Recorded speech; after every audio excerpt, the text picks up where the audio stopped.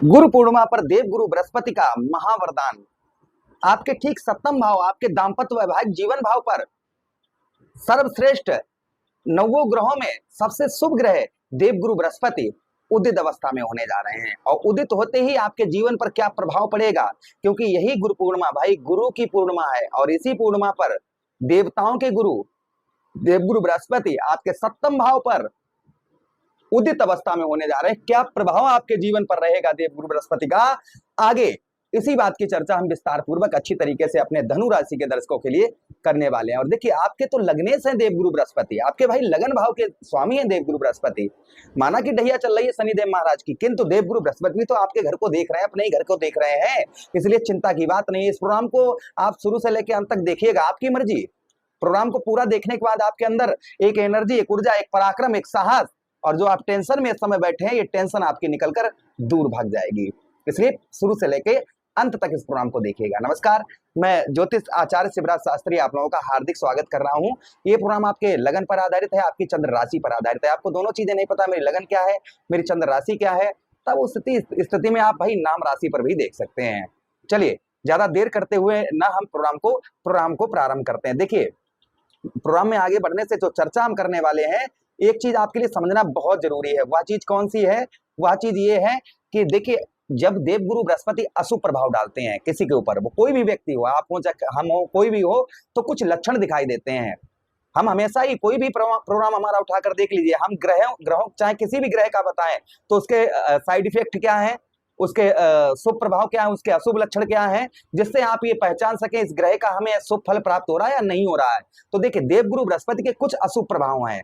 अगर आपके जीवन पर इस तरीके के अशुभ प्रभाव चल रहे हैं तो समझ जाइए कि देवगुरु बृहस्पति का अशुभ प्रभाव हमारे ऊपर है। इसको ठीक कैसे किया जाए, हम ये भी चर्चा इस प्रोग्राम में करेंगे। चलिए, अब ज्यादा देर ना करते हुए हम प्रोग्राम को सीधा प्रारंभ करते हैं। सबसे पहला, जब देवगुरु बृहस्पति अशुभ होते हैं ना, तो सबसे पहले संस्कारों की कमी हो जाती है। इंसान जो है अपने से बड़ों का रिस्पेक्ट करना छोड़ देता है, उनका आदर सत्कार करना छोड़ देता है। दूसरी चीज, अपने संस्कारों को भूल जाता है कि हमारे क्या संस्कार हैं। जब देवगुरु बृहस्पति का अशुभ प्रभाव होता है तो इंसान संस्कारों को भूल जाता है, अपने से बड़ों का आदर करना छोड़ देता है। दूसरी चीज, विद्या और धन की कमी हो जाती है। अर्थात जो है, जो विद्यार्थीगण है, पढ़ाई लिखाई में मन नहीं लगता है अच्छी तरीके से, एग्जाम वगैरह नहीं ठीक से हो पाते हैं, और साथ ही साथ धन संचय करने में बहुत ज्यादा कठिनाइयों का सामना करना पड़ता है। तीसरी चीज, विवाह में देरी। भाई, विवाह के कारक हैं देवगुरु बृहस्पति, तो विवाह में देरी होती है, और विवाह के साथ ही साथ में विवाह में काफी अड़चनों का भी सामना करना पड़ता है। विवाह में काफी अड़चनों का भी सामना करना पड़ता है जब देवगुरु बृहस्पति अशुभ अवस्था में होते हैं तब। अच्छा, उसी के साथ ही साथ शारीरिक कष्ट परेशानी भी कुछ होती है। शारीरिक कष्ट परेशानी में पाचन तंत्र आ गया देवगुरु बृहस्पति के अंतर्गत। पेट की जितनी भी समस्याएं हैं वो देवगुरु बृहस्पति के अंतर्गत, गैस, कब्ज, ये चीज। उसी के साथ ही साथ में आंख, कान, गला, फेफड़ा, ये बीमारियां भी देवगुरु बृहस्पति के अशुभ होने से ही आती हैं। दूसरी चीज, मानसिक तनाव, चिंता, ये बहुत ज्यादा इंसान को सताना प्रारंभ कर देती है। उसी के साथ ही साथ समाज में मान प्रतिष्ठा कम हो जाती है, मान सम्मान समाज के अंतर्गत नहीं प्राप्त होता है, उसे अपमानित इंसान को अपमानित होना पड़ता है हर जगह से जब देवगुरु बृहस्पति का अशुभ प्रभाव होता है। तीसरी चीज, सपने में अत्यधिक सर्प दिखाई देना, यानी सांप, स्नेक दिखाई देना, तो भी ये कहीं ना कहीं देवगुरु बृहस्पति की ओर इशारा करते हैं कि आपके गुरु अच्छे नहीं है। गुरु क्या करता है, बचाता है हर चीज से, और जब देव गुरु ही तुम्हारे साथ बचाने वाला नहीं है तो भाई सर्प, बिच्छू, ये सब सपने में दिखाई देंगे ही देंगे। उसी के साथ ही साथ कार्यों में असफलता प्राप्त होती है, और सफलता प्राप्त करने के लिए बहुत ज्यादा कठिनाइयां जो है इंसान को झेलनी पड़ती हैं। तो ये देवगुरु बृहस्पति के अशुभ लक्षण हैं कुछ।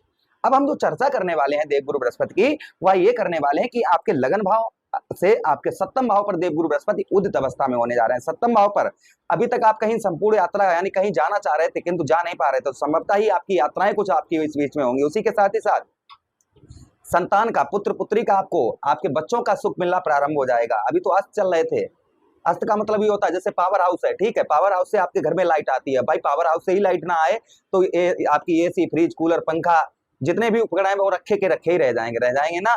तो इसी प्रकार से जब विद्युत ही नहीं आ रही है तो आगे कार्य कैसे होगा। इसी प्रकार से देवगुरु बृहस्पति हैं, जो आपको चीजें नहीं प्राप्त हो रही थी, जैसे पुत्र पुत्री का सुख नहीं प्राप्त हो रहा था, विवाह में अड़चने आ रही थी, वो अड़चने अब नहीं आएंगी। विवाह संबंधी जो अड़चने आ रही थी वो अड़चने नहीं आ रही, उसी के साथ ही नहीं आएंगी अब। उसी के साथ ही साथ में आप किसी के साथ मिलकर कार्य करते हैं, पार्टनरशिप का कार्य करते हैं, उसमें भी आपको काफी पॉजिटिव देखने को मिलेगा। दूसरी चीज, सप्तम भाव क्या है आपके भाई? सप्तम भाव आपके व्यवसाय का स्थान है, आपके व्यापार का स्थान है।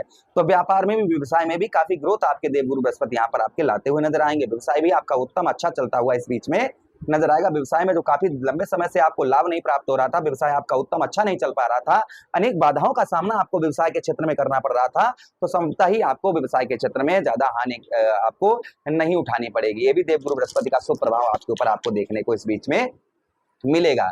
अच्छा, उसी के साथ ही साथ आगे हम बात करते हैं देवगुरु बृहस्पति की, कि देवगुरु बृहस्पति आपके सप्तम भाव पर पत्नी से जो आपके अनबन हो रही, लड़ाई झगड़े हो रहे, छोटी छोटी बातों पर तू तू मैं में, ये चीजें चल रही थी, तो इसमें भी राहत देखने को मिलेगी। भाई देवगुरु बृहस्पति के पास दृष्टियां हैं, हमने कई बार आपको ये चीज बताई है कि जहां पर देवगुरु बृहस्पति बैठते हैं वो भाव गंगा मैया की जल की तरह पवित्र हो जाता है, जहां पर दृष्टि देवगुरु बृहस्पति डालते हैं वो भी भाव गंगा मैया की जल की तरह पवित्र हो जाता है। तो देखिए आपके कहां पर, आपके लाभ स्थान, आपके सफलता भाव पर देवगुरु बृहस्पति की दृष्टि पड़ रही है, आपके सफलता भाव, जिससे आपको अभी तक जो सफलताएं प्राप्त नहीं हो रही थी, कोई छोटी से छोटी सफलता पाने के लिए आपको बहुत ज्यादा कठिनाइयों का, बहुत ज्यादा स्ट्रगल आपको करनी पड़ रही थी, तो संभवतः ही कुछ सफलताएं आपको प्राप्त होना प्रारंभ हो जाएंगी। जिस चीज के लिए आप प्रयत्न प्रयास कर रहे हैं उसमें कुछ सफलता आपको प्राप्त होना प्रारंभ हो जाएगी।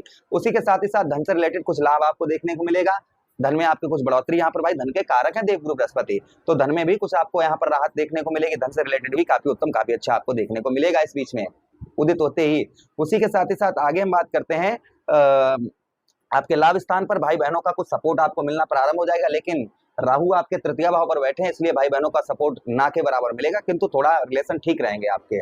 अच्छा, उसी के साथ ही साथ आपके लगन भाव को देख रहे हैं, और आपके लगने से ही देवगुरु बृहस्पति हैं, जिससे आपको शारीरिक कष्ट परेशानी, शारीरिक पीड़ाएं ये बहुत ज्यादा आपको हो रही थी, ये आपकी दूर होती हुई नजर आएंगी। यश की प्राप्ति होती हुई नजर आएगी, जो यश आपको प्राप्त नहीं हो पा रहा था, तो संभवतः ही यश की भी प्राप्ति होती हुई नजर आएगी।